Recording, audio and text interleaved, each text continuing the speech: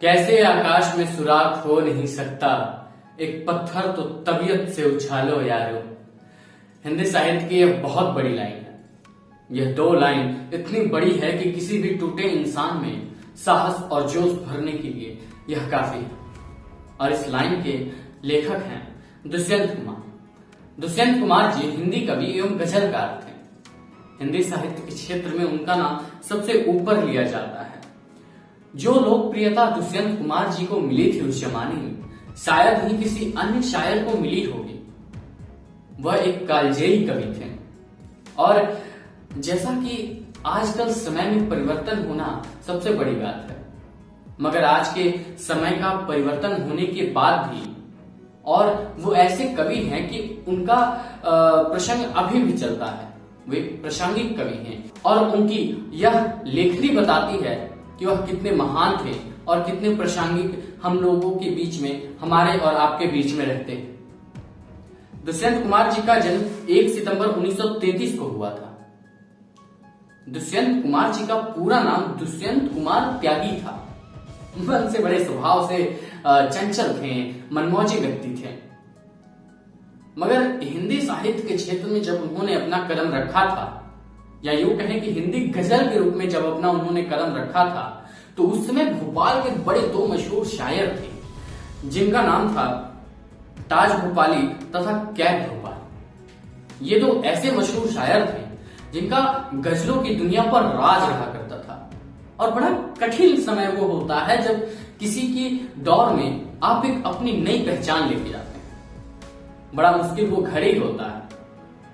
इसी घड़ी में दुष्यंत कुमार जी गए और अपना कब्जा जमाया और अपनी राज जमाई। दुष्यंत कुमार की कविता उभरती कवियों की पूरी पीढ़ी के लिए एक प्रेरणा सी बन गई, मानो युवाओं को एक आवाज सी मिल गई। यूं तो दुष्यंत कुमार बड़े मोटिवेशनल और आपकी भाषा में कहें तो राजनीतिक कविताओं की तरफ उनका रुझान था, मगर उनका एक और आयाम था जिसे हम कहते हैं प्रेम। मैं अगली श्रृंखला बता दूं आपको कि मैं अगली श्रृंखला लेके आऊंगा दुष्यंत कुमार की साय में धूप। उनकी मेरे पास किताब भी पड़ी है, साय में धूप। मैं उसी किताब से कुछ चुनिंदा गजल, और वैसे उस किताब में सारी गजलें, उनकी लिखावटें सब चुनिंदा है, मगर फिर भी जो मुझे बहुत ज्यादा, जिससे मुझे प्रेरणा मिलती है, मैं वह आप सबके सामने रखूंगा। बात करता हूं आज के इस खूबसूरत से कविता की। तो इस खूबसूरत से कविता का नाम है मुड़ से तुम मुड़ गई फिर राह सुनी हो गई। जब मैंने पहली दफा इस कविता को पढ़ा था तो मैं अफसोस कर रहा था कि काश मेरा जन्म 1 सितंबर 1933 को ही होना चाहिए था, ताकि मैं दुष्यंत कुमार को इसको कहूं कि वह मेरे सामने से पढ़े। क्योंकि इस कविता की खूबसूरती इतनी ज्यादा है कि उसे हम शब्दों में बयान नहीं कर सकते। तो चलिए हम सीधे कविता की ओर चलते हैं। कविता कुछ यूं है कि मोड़ से तुम मुड़ गई फिर राह सुनी हो गई।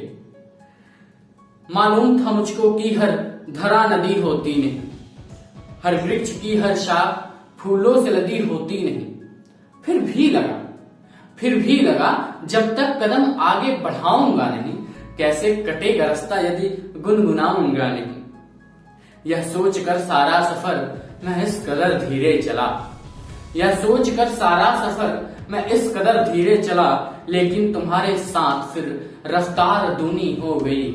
मुड़ से तुम मुड़ गई फिर राह सुनी हो गई, फिर राह सुनी हो गई।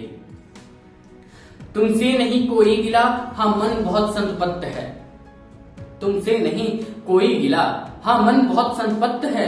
हर एक आंचल प्यार देने को नहीं अभिशप्त है, हर एक की करना यहाँ पर काव्य की थाती नहीं, हर एक की पीड़ा यहाँ संगीत बन पाती नहीं। हर एक की पीड़ा यहाँ संगीत बन पाती नहीं। मैंने बहुत चाहा कि अपने आंसुओं को सोख लूं, मैंने बहुत चाहा कि अपने आंसुओं को सोख लूं। तड़पन मगर उस बार से इस बार दूनी हो गई। मोड़ से तुम मुड़ गई फिर राह सुनी हो गई, मोड़ से तुम मुड़ गई फिर राह सुनी हो गई। जाने यहाँ इस राह के इस मोड़ पर है क्या वजह, जाने यहाँ इस राह के इस मोड़ पर है क्या वजह।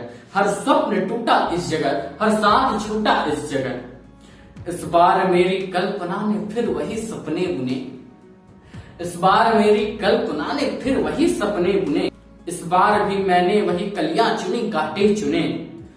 मैंने तो बड़ी उम्मीद से तेरी तरफ देखा मगर, मैंने तो बड़ी उम्मीद से तेरी तरफ देखा मगर, जो जल रही थी जिंदगी दुश्वार दुनी हो गई।